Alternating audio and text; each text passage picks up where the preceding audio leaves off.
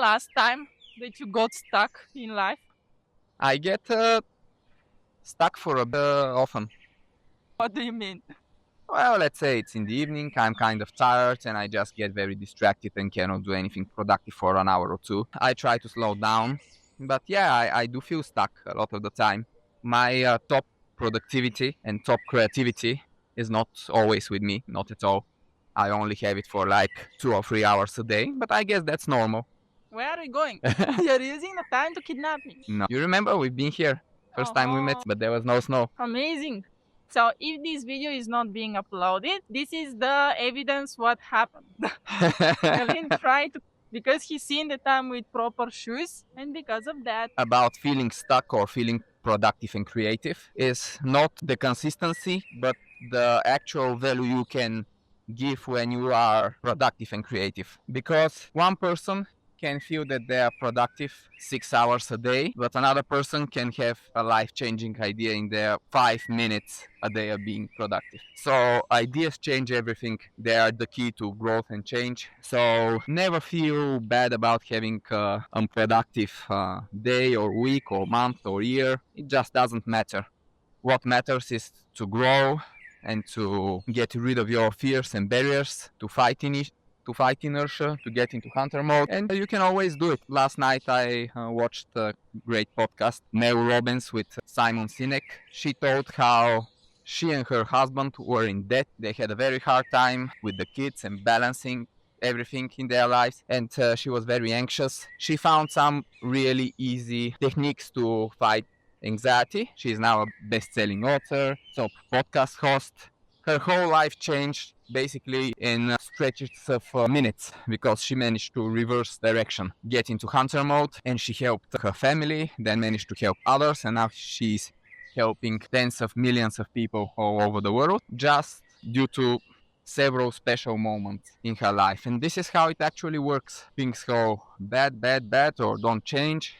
We stagnate, and then there's this magical moment where everything turns around. Since you cannot plan for such moments, you cannot construct them, you can only have a good environment for them. Surround yourself with kind and smart people who are active, who try to do something with their lives. But also, you can improve your, let's say, internal environment. Emotional models, intellectual models, all of your structures to foster self-love, flows, meaning. Like always, there is something unexpected happening. When was the last time you got lost? I know that you really love getting lost in forests, parks.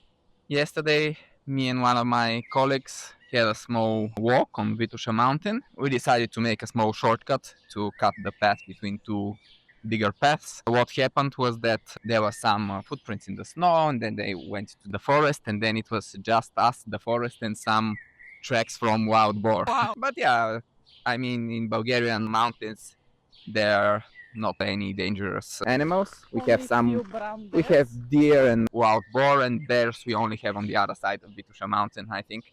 So we didn't feel very threatened. But we found some very beautiful places in this forest. Everything was so snowy, but the snow was melting, and there was this sound of tap, tap, tap when the snow melts with the drops falling. It was amazing.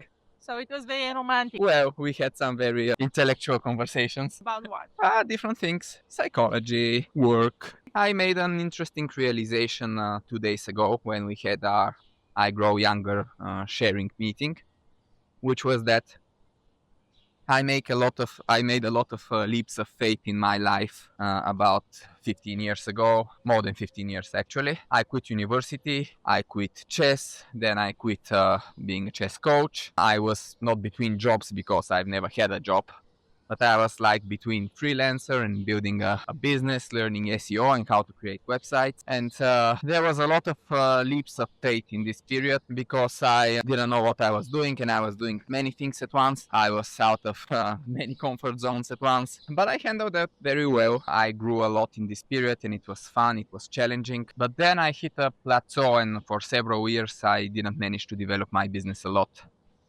And the reason, I think, was that first, I didn't understand industries and how business and entrepreneurship works. But there was an internal barrier, one last internal barrier, which was to allow myself to be successful. I had this barrier between me and bigger success.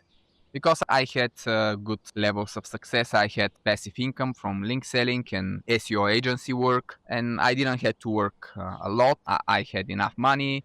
I could sustain a team who could help me with the tasks. The team was great people. I loved working with them. I didn't feel pressured in any way. I didn't feel a lot of pressure on my life, but I also didn't have pressure to grow, but I also didn't have the intrinsic motivation to do something great, something big. And I had projects that had potential, but I somehow could never imagine that they will succeed. I couldn't imagine myself as a very successful person. I think the reason was that, at least in Bulgaria, in our culture, there are three types of people: ordinary people, genius people, and crazy people, like in mentally ill crazy.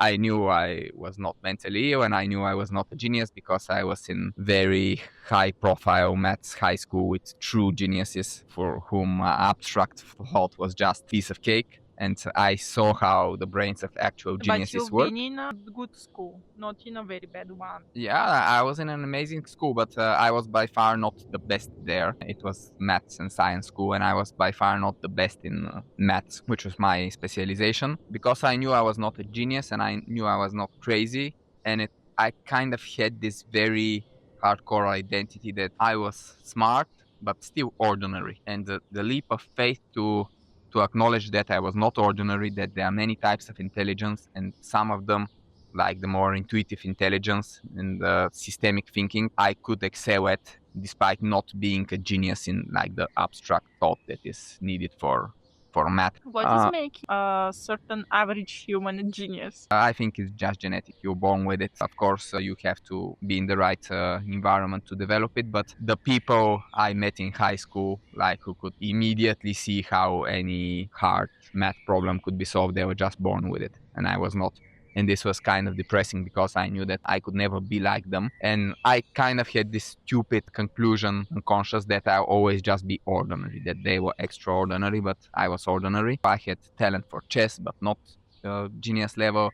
And I was always kind of getting back to this: I'm good, but still on the ordinary category. And then after I was for many years in business and SEO and now in psychology, and now I see that I have the intuitive power that is not ordinary.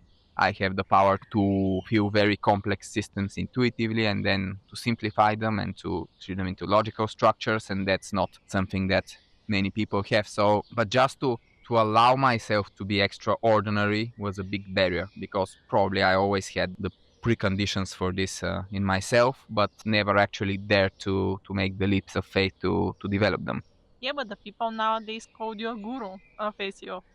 I'm not even that good of an SEO. I haven't done SEO in a long time, so I'm good at feeling systems. I'm a slow learner, slow and deep learner. So I encounter a system. First, I'm like looking at it for months and I can get any conclusion out of it, but I'm just collecting data points from my intuition. And then after some years pass, I start seeing how the whole of the system works. First, I feel it, and then I can like express it in words. It takes even more time for this, and then I create a structure out of it, and I say, okay, this is your structure, these are the driving forces. A lot of the ways that you interact with the system are actually very suboptimal because you don't see the whole picture, you don't see the structures and the quantities and the driving forces and the way the system evolves over time. Sadly, I lose interest and I move that to the next system. What is the feeling to know that what you just generate as an idea, or you just create it, or you achieve, is the right path for success? You generally feel it. So if you get the really good idea, you feel that it's good, but it happens maybe a few times a year. All of the other ideas, they can be good or bad. I also have tons of bad ideas. I don't want you to think that I don't have bad ideas. I generate a lot of extremely stupid ideas. Even worse, many years ago, I was also following my stupid ideas. So I had to develop the ability of saying no to my own ideas, even if they sounded exciting. This is another thing that a lot of people are having many ideas we already talked about, and they're thinking that every idea is great, and they start achieving it. So here it's a very good point that you said that also you are like this, and you realize that they're stupid. Success is kind of a pattern, a habit. Winning is a pattern.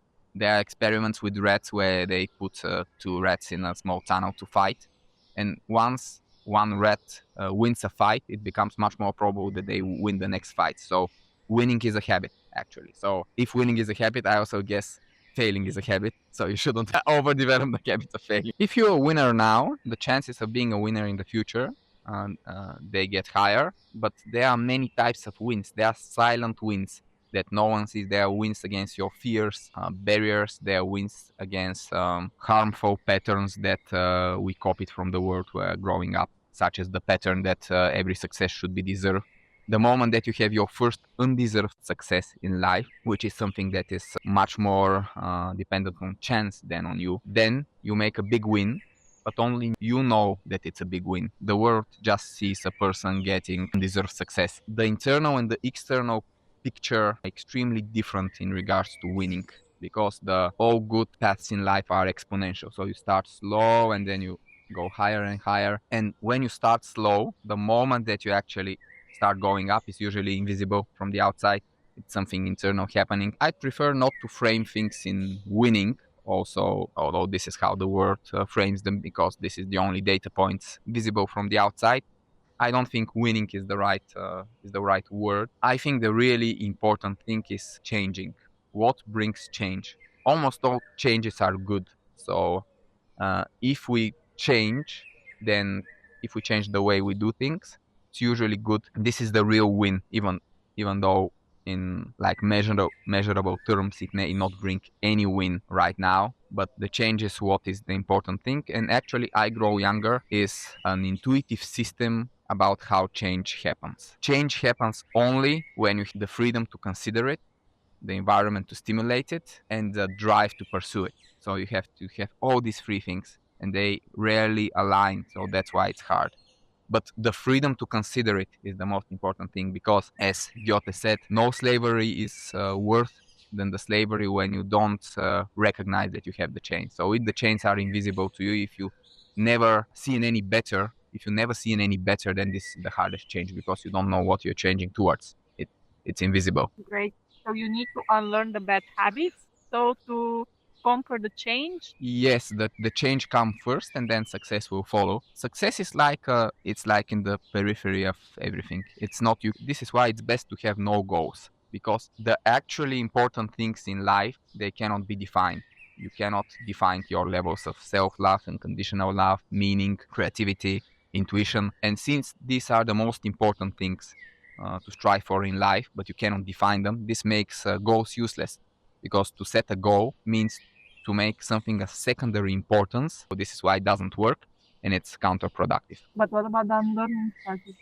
Because I know from your data, unlearning is creating the one small step at a time, from which is coming the good habits and, let's say, the success. Well, the unlearning, it can often come from your internal cage, your barriers, and by seeing other people living a free and happy life, you may be incentivized to try to fight your fear.